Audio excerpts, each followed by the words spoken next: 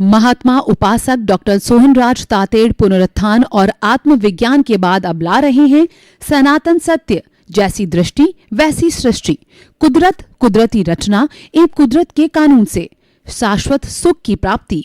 Log in करें www.drsohanrajtated.com। YouTube channel doctor Sohanraj Tated, Play Store से download करें mobile app doctor Sohanraj Tated. ओम शांति प्रभो, जय शांति प्रभो, पार्श्वनाथ महावीर प्रभो।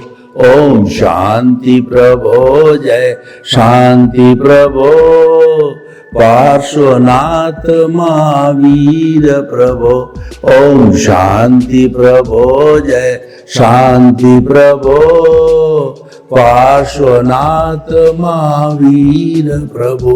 हे मेरे भीतर विराजमान शुद्ध आत्मा भगवान, मेरे परम पिता परमेश्वर प्रभु, मेरे आराध्य, मेरे इष्ट, आप मुझे ऐसी शक्ति दो, जागृति दो कि मेरे मन में किसी के प्रति बुरे भाव नहीं आए, मैं किसी को दोषी नहीं देखूं और मेरा जो राग द्वेष हर क्षण घटता रहे, मेरा संभाव बढ़ता रहे, मेरे द्वारा किसी को दुख न हो और मैं किसी के प्रति अभिप्राय और ओपिनियन नहीं दूं और मुझे हर जन्म में मुक्ति के कर्म मिले, मुझे हर जन्म में ज्ञानी पुरुष सद्गुरु मिले। ऐसी कृपा करो, शक्ति दो, आशीर्वाद दो। भाइयों बहनों, मातृशक्ति को नमन। आज का हमारा बहुत सुंदर एपिसोड द्रव्य आत्मा, प्रतिष्ठित आत्मा। हर जीवित प्राणी के भीतर जो है मूल रूप से जो द्रव्य आत्मा है वह सबका एक समान है, यानी कि वह एकदम शुद्धतम रूप में है। हम अभी शुद्ध हुए नहीं है क्योंकि हमारे साथ अज्ञान जुड़ा हुआ है। प्रतिष्ठित आत्मा जुड़ी हुई है, वह अज्ञान है। जब प्रतिष्ठित आत्मा समाप्त हो जाती है तो वह शुद्ध रूप के अंदर आ जाती है। हम कहते हैं कि सामान्य रूप से घोड़े में, गधे में, ऊंट में, गाय में, भैंस में, बैल में, राम में, कृष्ण में, आप में, मेरे में 24 तीर्थों पर वही आत्मा विराजमान है, सब में एक समान है। ये द्रव्य आत्मा है, ये शुद्ध आत्मा। अभी शुद्ध हम हुए नहीं, अभी जो है अज्ञान के कारण ये सांसारिक आत्मा कहलाती है। इसीलिए कहा गया है आई प्लस अज्ञान is equal to bonded soul, सांसारिक आत्मा, और आई माइनस अज्ञान is equal to pure soul. तो इसीलिए इसको प्योर बनाने के लिए, इसको मुक्ति में भेजने के लिए हमारे को अज्ञान को समाप्त करना है। वह अज्ञान क्या है? वह प्रतिष्ठित आत्मा है। हम कहते हैं कि आज लोग हमको बताते हैं पुरुषार्थ करो, वो अगला व्यक्ति पुरुषार्थ कर रहा है, तुम भी पुरुषार्थ करो, नहीं करोगे तो पीछे जो हो जाएगा, अगला व्यक्ति भाग रहा है, तुम भी भागो। यानी पुरुषार्थ का पूरे विश्व के अंदर डंका बजता है। तो हमारा मूल स्वरूप की जो आत्मा है वह जो है कोई पुरुषार्थ नहीं करती, उसकी मात्र प्रेजेंस है। देखिए, मैं इस विषय को क्लियर करने के लिए, आत्मा वही है, उसके 3 स्तर है। पहला जो स्तर है वो हमारी शुद्ध आत्मा, द्रव्य आत्मा, जो कि अनंत ज्ञान, अनंत दर्शन, अनंत शक्ति और सुख का धाम है। वो मुक्ति में रहने वाली अवस्था है, परंतु उसको अज्ञान ने जकड़ रखा है। इसीलिए जो है अभी वो हमारे शरीर के अंदर मौजूद है और वह केवल जो है अक्रिया करती, उसकी हाजिरी है। तो हम चेतन तत्व हैं और हाजिरी नहीं है, यानी कि वह यहाँ से निकल जाएगी तो हम डेड बॉडी बन जाएंगे। एक तो इसका स्वरूप हो गया जिसको परमात्मा कहते हैं, और एक होता है अंतरात्मा। इसके नीचे की जगह जो अंतरात्मा कहलाती है, वह आत्मा जो है वो हमारी सीट चेंज होता है। सबसे पहले होती है बहिरात्मा, बाहर की आत्मा होती है, जिसको स्वार्थ की चेतना कहते हैं। उसका लक्ष्य होता है कि मैंने पिया, मेरे बैल ने पिया, कुआं ढहे तो ढहे। यानी स्वार्थ की नीति वाली जो आत्मा होती है वह कहलाती है बहिरात्मा। स्वार्थ की चेतना, खाओ पियो मौज करो, ऐश करो, और उसके साथ साथ के अंदर जो है वो आप जो है 5 इंद्रियों का सुख भोगो, वो हमारी बहिर आत्मा कहलाती है। और अब आप देखिए कि जब हमारा अच्छा समय आता है, भाग्योदय होता है, पुनर्जन्म होता है, हमारे मोक्ष की नींव लगती है, यानी हमारे शाश्वत सुख की नींव लगती है, वो अच्छा समय आने पर ही लगती है, मनुष्य जन्म में ही लगती है। तो ऐसे समय में हम जो है ज्ञान के प्रभाव से जो है बहिरात्मा से अंतरात्मा बन जाते हैं। अंतरात्मा और बहिरात्मा में क्या डिफरेंस है? आत्मा वही है, लेकिन उसका जो है स्थान बदल जाता, उसकी क्वालिटी बदल जाती है। तो वह जो है वह बहिरात्मा में, अंतरात्मा के अंदर वो हम अकर्ता बन जाते हैं।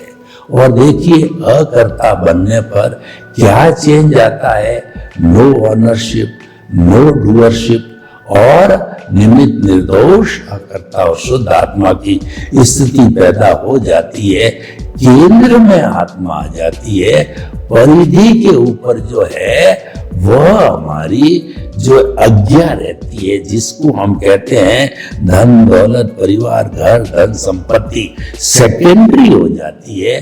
प्राइमरी जो है वो हमारी जो है मूल आत्मा हो जाती है, जो कि हमारे केंद्र के अंदर जो है विराजित हो जाता है। और वो जो जिंदा भगवान के रूप में प्राण प्रतिष्ठा हो जाती है। जैसे मंदिर के अंदर प्राण प्रतिष्ठा होकर के जिंद बिंब बनता है, वैसा ही वह हमारे भावों के द्वारा जो है वो हमारे केंद्र में स्थापित हो जाती है। प्राथमिकता देखिए, बहिरात्मा और अंतरात्मा में डिफरेंस क्या है? अंतर आत्मा जो है देहाध्यास कहलाता है, आज्ञा कहलाती है, और बहिरात्मा और अंतरात्मा प्रज्ञा कहलाती है। आज्ञा का जगत, प्रज्ञा का जगत। जो ही हम अंतरात्मा बनते हैं, त्यों ही जो है हमारे जो है भीतर जो मूल आत्मा है उसकी एक भाव सत्ता बाहर निकाल करके एनलाइटनमेंट होता है, प्रज्ञा जागृत होती है। प्रज्ञा तब तक रहती है जब तक कि हम जो हमारा मूल स्टेट परमात्मा नहीं बन जाते हैं, तब तक प्रज्ञा रहती है, और तब तक हमारी आज्ञा भी रहती है। क्योंकि आज्ञा समाप्त हो जाती है तो फिर प्रज्ञा भी समाप्त हो जाती है, और मूल आत्मा तो मुक्ति को चला जाती है, उसमें प्रज्ञा भी नहीं रहती, आज्ञा भी नहीं रहती है। तो ये सारा खेल आज्ञा और प्रज्ञा का है, और वो एक दूसरे से विरोधी दिशा में काम करती है। आज्ञा जो है ये हमको संसार में भटकाती है, 84 लाख जीवा योनि में भटकाती है, और प्रज्ञा हमें मोक्ष के करीब करीब ले जाती है, हमको परमात्मा बनाती है। जब हम ये जो है प्रज्ञा के जगत में आ जाते हैं, तो कभी भी जो हमारा प्रतिष्ठित आत्मा है, देखिए अब यहाँ प्रतिष्ठित आत्मा अज्ञान इंट्रोड्यूस हो गया। अज्ञान कहिए या प्रतिष्ठित आत्मा कहिए, और या हमारी आज्ञा कहिए, वो एक ही बात है। हम कहते हैं पुरुषार्थ करो, तो पुरुषार्थ कौन करेगा? पुरुषार्थ हमारी मूल आत्मा नहीं करती है, वो तो अक्रिया है। अज्ञा का पुरुषार्थ, प्रज्ञा का पुरुषार्थ मात्र प्रतिष्ठित आत्मा करती है, और उसके भीतर पूरा जो है ना भावों का जगत का जो है यानी चार्ज करने का सिस्टम होता है और एक डिस्चार्ज का होता है। डिस्चार्ज का तो उदय और प्रारब्ध होता है, वह तो ऑटो मोड से प्रज्ञा के अंदर चलता है। फिल्म बनी हुई होती है, स्क्रिप्ट लिखी हुई होती है, पिछले जन्म की जो है हमारी मन वचन काया की बैटरियां बनी रहती है, वो डिस्चार्ज होती रहती है। वह कहलाती है हमारी मैकेनिकल प्रतिष्ठित आत्मा। उस पे हमारा कोई बस नहीं है, कंट्रोल नहीं है। उस पे जो कंट्रोल है वह सारा कुदरत का है। इसीलिए कहते हैं कि मन वचन काया है, वह भी प्रतिष्ठित आत्मा का अंग है, मैकेनिकल प्रतिष्ठित आत्मा। तो मन वचन काया तथा उससे जुड़ी हुई हर अवस्था मात्र कुदरती रचना है और वह व्यवस्थित है, प्रीडेस्टिन्ड है और वह फिक्स है। और क्योंकि वो अवस्था से जुड़ी हुई है, अवस्था हमेशा जो है वह विनाशी होती है, टेम्परेरी होती है और वो जाने वाली होती है, अवस्था समाप्त होने वाली होती है। सुख जा रहा है, दुख जा रहा है, हर अवस्था जो जड़ है वह जाती रहती है, कोई भी फिक्स नहीं होता। आज दुख है तो यह भी चला जाएगा, आज सुख है यह भी चला जाएगा। तो इस तरीके से जो है ये मैकेनिकल मोड से चलने वाली जो है मन वचन काया है, उस पर नियंत्रण कुदरत का है। वह कुदरत कुदरती रचना और कुदरत के कानून से संचालित होती है और कुदरत का कानून सनातन होता है। इसीलिए उसको हमारा कार्यक्रम सनातन सत्य है। तो अब देखिए कि जो है अज्ञा और प्रज्ञा की हम बात कर रहे हैं कि हमारी ये प्रतिष्ठित आत्मा कैसे काम करती है। प्रतिष्ठित आत्मा हमारे बुद्धि के अंदर होती है और इसके साथ जो काम करने वाला सिस्टम होता है वह मन, बुद्धि, चित्त और अहंकार होता है। मन जो होता है वो पैम्पलेट निकालता है। कैसे पैम्पलेट निकालता है कि जब कभी भी एमएलए और एमपी के इलेक्शन होते हैं तो उन इलेक्शन के अंदर हर एक का अपना अपना चुनाव चिन्ह होता है और उस चुनाव चिन्ह के आधार पर सब अपने अपने पैम्पलेट बांटते हैं। तो वो पैम्पलेट हमको मन दिखाता है कि ये उसका पैम्पलेट, ये उसका पैम्पलेट, ये उसका पैम्पलेट। फिर वो जो है बुद्धि को दिया जाता है। बुद्धि को जो है प्राइम मिनिस्टर कहा जाता है कि उसको जो निर्णय लेना चाहिए, परंतु वह निर्णय लेती नहीं है कि मैं इस पैम्पलेट को पास करूं, इसको करूं या इसको करूं। यानी जो जो विचार आते हैं वो बुद्धि को सौंपे जाते हैं, वो निर्णय नहीं लेती है। तो उसके बाद में चित्त को जाती है। चित्त क्या करता है, उन पैम्पलेट को विजुअलाइज करता है, उनके फोटो खींचता है और वो फोटो जो है वो फाइनली अहंकार के पास में जाता है और उसमें से जो अहंकार जिस पर सिग्नेचर कर देता है वह जो है प्राइम मिनिस्टर होता है और वह जो है पारित हो जाता है। वो भाव है वो कॉज रूप के अंदर परिणित हो जाता है और वह हमारी कॉजल बॉडी का अंग हो जाता है। तो इस तरीके से भीतर हमारे कॉज पड़ते हैं, ये सारी भीतर की है। और ये अगर मान लो हमारा भुगतान चल रहा है और उसके ऊपर जुड़ा नहीं, यानी कि हमारी प्रकृति और पुरुष को अलग अलग रखा, तो जब जुड़ाव नहीं हुआ तो there will be no causes. जुड़ाव नहीं होने का अर्थ क्या है, मान लीजिए आपका भुगतान चल रहा है कि आपके साथ में कोई व्यक्ति जो है दुर्व्यवहार कर रहा है, आपको गाली दे रहा है, गलोच दे रहा है, कर रहा है, तो उस दुर्व्यवहार के अंदर जो है वो आप जुड़े नहीं, यानी कि आपने उसको मध्यस्थ भाव से टाल दिया, आपने प्रतिक्रिया नहीं करी। तो प्रतिक्रिया नहीं करने से वह जो जितनी भी बात थी वो अगले के पास चली गई, चाहे गाली थी, चाहे गलौज था या कुछ भी था, वो आपने एक्सेप्ट नहीं किया और दूसरे के पास में चला गया। तो दूसरे के पास में जाने पर आपके कोई कॉज नहीं पड़े। अगर आप उस पर रिएक्ट करते, आप जो है उसकी एक गाली की जगह 2 गाली देते, किसी ने जो हाथ उठाया तो आप मुक्का उठाते, यानी क्रिया की प्रतिक्रिया करने पर जो है हमारे नए भाव पैदा होते हैं और एक भाव को कॉज कहते हैं। और उसके ऊपर क्या है कि कर्म का कोट चढ़ जाता है।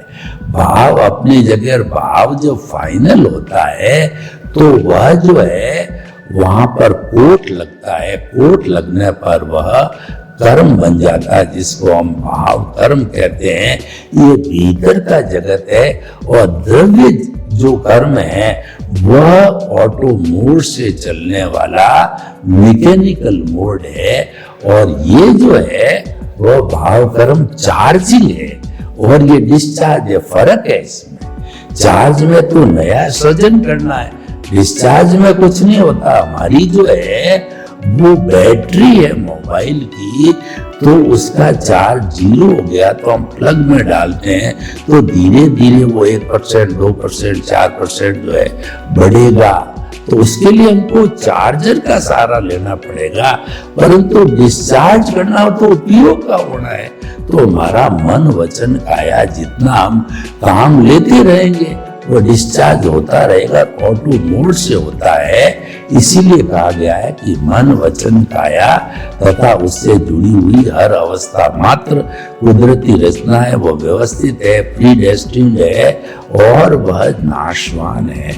तो भाइयों बहनों, जो हम ये प्रतिष्ठित आत्मा का रोल समझ पाए तो जो भाव होता है वो भाव बनता कैसे है वो हम आपको बताना चाहते हैं कि उस भाव बनने के समय जो है हमारा पुराना जो है ज्ञान दर्शन, वर्तमान का पिछले जन्म का ज्ञान दर्शन, वर्तमान का ज्ञान दर्शन यानी अपडेटेड ज्ञान दर्शन, और हमारा इंटरेस्ट क्या है उसके अंदर, हमारा इंटेंशन क्या है।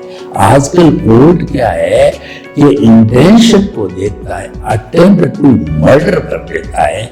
यानी कि आपके पास चाकू है और चाकू आपने सामने वाले प्रतिद्वंदी को दिखा दिया तो वो अटेम्प्ट टू मर्डर कहलाता है, वो इंटेंशन कहा जाता है।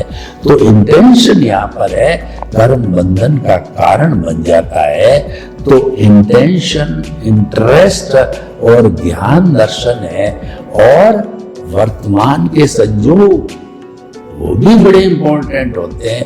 ये संयोग कुदरत जुटाती है, ये सभी मिलकर के, और जो बाहर से पुद्गल खींचे गए हैं उनसे जो है कोट बनता है, कोट लगता है। कोट लगते ही जो है वो कर्म बन जाता है, कर्म बन करके वह कॉजल बॉडी बन जाता है, वो भाव कर्म हो जाता है। ये सारा रोल प्रतिष्ठित आत्मा का है। और हमारी मान लीजिए कि प्रज्ञा जागृत हो गई तो प्रज्ञा भी प्रतिष्ठित आत्मा के माध्यम से काम करती है।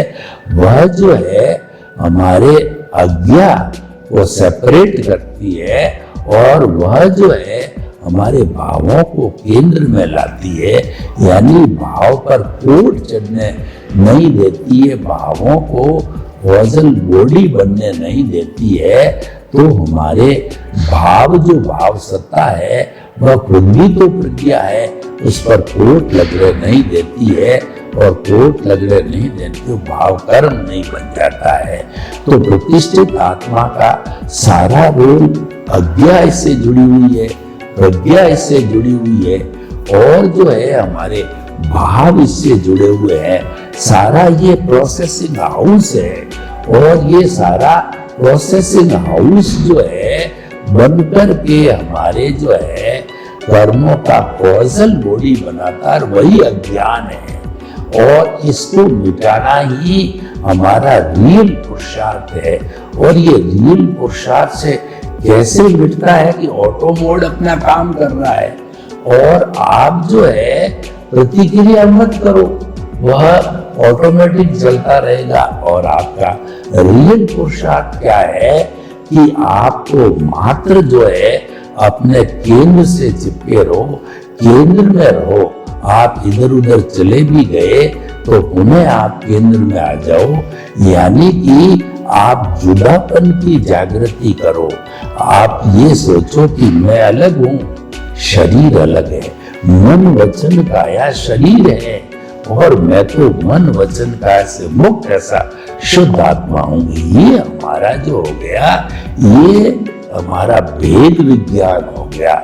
इसको जुदापन की जागृति कहते हैं कि मन वचन काया अलग है और मैं अलग हूं। हमारे इस शरीर के अंदर तीन चीजें काम करती है। एक तो हमारी मूल आत्मा होती है, मुक्ति में जाने वाली, और एक हमारा मन वचन काया मैकेनिकल मोड होता है। दोनों को जो जोड़ने वाला होता है वो अज्ञान है, वो फेविकोल है। और उस फेविकोल के माध्यम से ये से जुड़ी हुई रहती है। देखिए, मैं आपको एक उदाहरण देना चाहता हूं कि मुझे घर में फर्नीचर बनाना है, तो फर्नीचर बनाने के लिए पहले जैसे जैसे फर्नीचर वैसी लकड़ी को स्मूथ करके बना दिया। अब हमने सनमाइका को परचेज किया और फिर अब सनमाइका को लकड़ी के ऊपर चिपकाना है, तो उसके लिए जो है वो सेल्फ एडेसिव जो है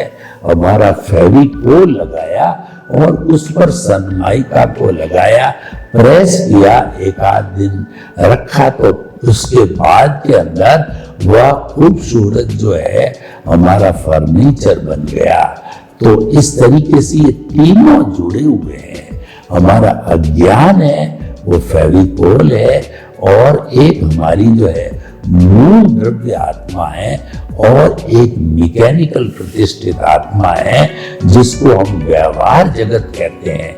मूल आत्मा को हम भीतरी जगत कहते हैं, और भीतरी जगत के अंदर अज्ञान जुड़ा हुआ होता है। अज्ञान बाहर दिखाई नहीं देता है, बाहर तो उसके वशीभूत होकर के उसका रिजल्ट हम देखते हैं, क्योंकि वो सारा हमारा रियल पुरुषार्थ है। रियल पुरुषार्थ को अज्ञान का है, तो ज्ञान के द्वारा अज्ञान को मिटाया जाता है। यानी कि वह ज्ञान अगर अज्ञा के साथ जुड़ता है तो वह अज्ञान हो जाता है, और वो ज्ञान प्रज्ञा के साथ जुड़ता है तो वो विज्ञान हो जाता है। और विज्ञान होने का अर्थ हो गया कि हम शाश्वत सुख की नींव लगाने की स्थिति में आ गए। और जब शाश्वत सुख की नींव लग जाती है और कंटिन्यूअस जो है हम उसको है केंद्र में आत्मा को ही पोषित करते रहते हैं, तो नए कॉजेस नहीं पड़ेंगे, और पुराने जो है वो बर्फ की शिला की तरह पिघलते पिघलते अज्ञान एक दिन शून्य हो जाएगा। जब अज्ञान शून्य हो गया तो मूल स्वरूप की आत्मा के साथ में एक भी परमाणु जड़ का अज्ञान का नहीं रहेगा। अज्ञान वो जड़ है, नहीं रहेगा तो वह सिद्ध बुद्ध और मुक्त बन जाएगी। तो भाइयों बहनों, देखिए इस एपिसोड के अंदर हमको ये बात समझने की है कि वो जो नाश करना है वो अज्ञान का नाश करना है। अज्ञान का नाश ही सच्चा नाश है, अज्ञान का त्याग ही सच्चा त्याग है।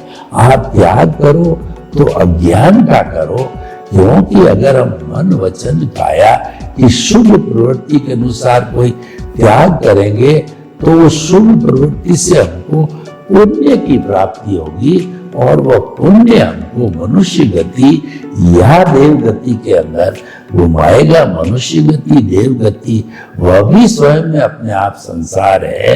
देव गति पुण्य की, देव गति सोने की बेड़ी है, और मनुष्य गति है वह हमारी जो है कहना चाहिए कि लोहे की बेड़ी है, तो दोनों जो है बेड़ियां होता है, इनको तो काटना पड़ेगा। मैं आपको एक उदाहरण देना चाहता हूं कि जब कभी भी हम जो है, हमारा जो एकदम सफेद कपड़ा है उस पर काला दाग लग गया, उस काले दाग को धोने के लिए हम वॉशिंग मशीन के अंदर हाईली पावरफुल डिटर्जेंट डालते हैं। उस डिटर्जेंट के साथ वो कपड़ा रिंस होकर के और सारा दाग समाप्त होता है। मैं आपसे प्रश्न करना चाहता हूं कि क्या उस कपड़े को आप निकाल करके सीधा सुखाते हो या क्या करते हो?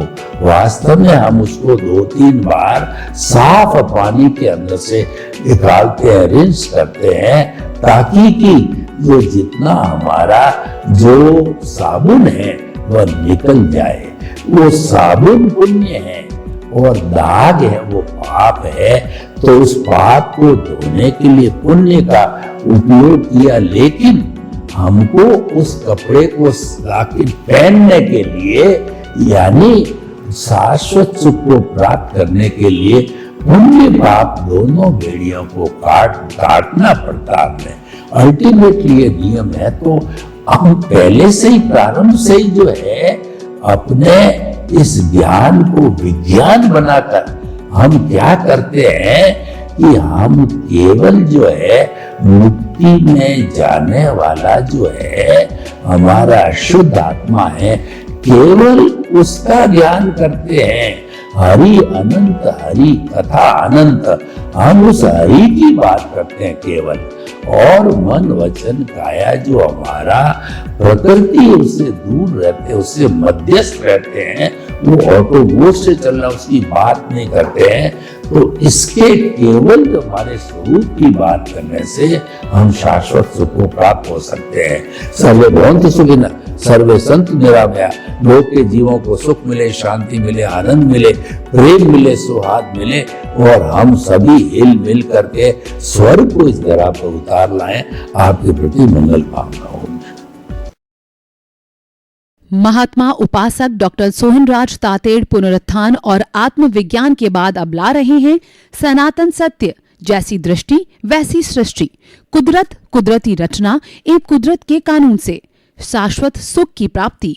लॉगिन करें www.drsohanrajtated.com, YouTube channel doctor Sohanraj Tated, Play Store से डाउनलोड करें mobile app doctor Sohanraj Tated.